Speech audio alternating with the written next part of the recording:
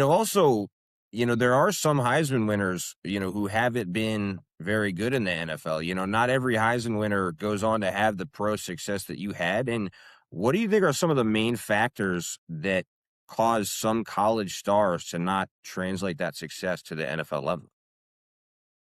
Well, most of those guys who weren't successful, we're going to say, are guys who had great college careers doing what they did. And then when they got to the NFL, they were asked to do a totally different offense than what they had done before.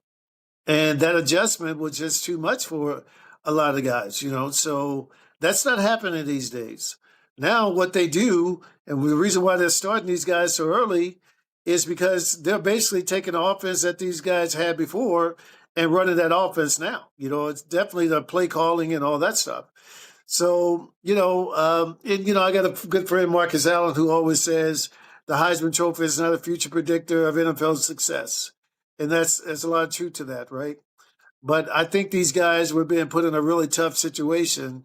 You may have had a couple of running backs who didn't do as well, but the majority of these guys are quarterbacks who were put in damnable situations as far as trying to, if you're the Heisman Trophy winner, you probably was a high draft pick, so that means you were going to a pretty bad football team and with a lot more problems than just a quarterback.